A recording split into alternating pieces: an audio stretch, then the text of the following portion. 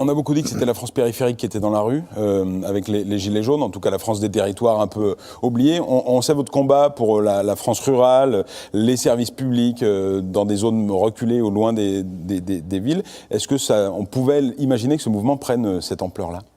Je ne sais pas si on pouvait l'imaginer, mais si le gouvernement, si le président de la République avait répondu tout de suite aux doléances, aux premières doléances, parce qu'en fait c'est avec la taxe carbone. C'est parti du gasoil, voilà. Ouais. Donc s'il avait donné une vraie réponse, mais au lieu de donner une réponse, il a plutôt méprisé ces gens-là. Et quand on méprise les gens, il ne faut pas s'étonner qu'après la mayonnaise prenne plus et les violences qu'on a pu connaître, que je condamne, et qu'on a pu connaître, arrivent. Le fait que le président ait lâché du lest sur certains points, qu'est-ce que vous pensez des annonces du président de la République ? On peut se réjouir des annonces, hein, la CSG sur les retraites.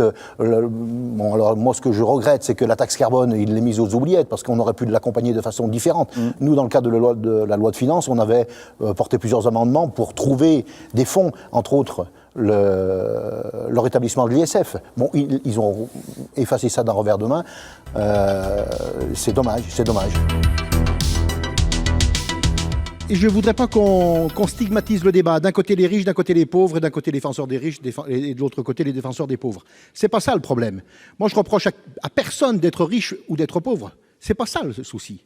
Le souci, c'est que j'entends bien que quelques rares personnes sont devenues riches toutes seules dans leur coin, très très riches, mais d'autres sont devenues riches, c'est tout à leur honneur, mais avec le travail d'autres, avec le labeur d'autres personnes.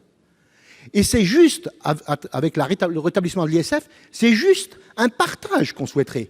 Alors, pas un partage 50-50, vous avez bien compris, bien évidemment. Comment pouvons-nous aujourd'hui imaginer refuser ce que nous proposons, les communistes et les socialistes, et en même temps laisser dormir des gens dehors ? Des enfants dorment dehors, des enfants scolarisés dorment dehors. Est-ce que c'est normal ? Est-ce que c'est entendable ? Ne stigmatisons personne, mais réfléchissons comment on se doit de répartir la richesse. Avec plusieurs parlementaires, vous venez de créer, de lancer cette initiative du référendum d'initiative partagée en attendant le fameux RIC que demandent les Gilets jaunes. Alors là, il faut que les parlementaires mobilisent une majorité d'entre eux pour créer voilà. Alors le RIC, on ne peut pas le faire parce que la Constitution nous l'interdit, mais en tout cas, nous, ce qu'on propose, c'est donc les deux groupes socialistes à l'Assemblée et au Sénat. Il faut 185 parlementaires qui signent cette possibilité pour avoir un référendum et pour pouvoir rétablir l'ISF. On est 155 de gauche, il en reste 30 à convaincre, on va le faire. Et est-ce que le rétablissement de l'ISF, ce serait la solution à tous les problèmes d'aujourd'hui ? Non, ça ne va pas être la solution à tous les problèmes. C'est une symbolique, et c'est 4,5 milliards quand même. Il faut une meilleure répartition des richesses. Il faut que l'impôt soit juste, que chacun contribue à la hauteur de ses capacités.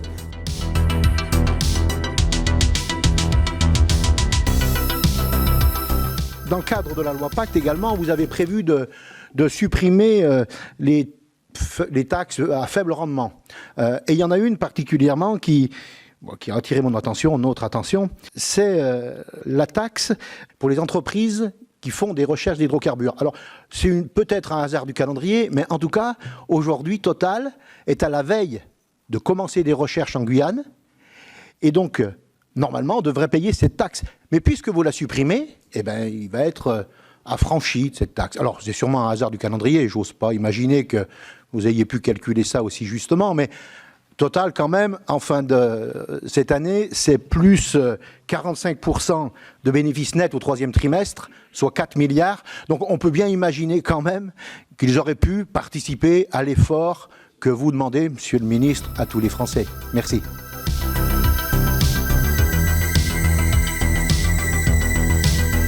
L'article 7 figure au nombre des articles de ce PLFSS qui remettent en cause l'autonomie financière de la sécurité sociale comme garantie du haut niveau de prise en charge de nos concitoyens.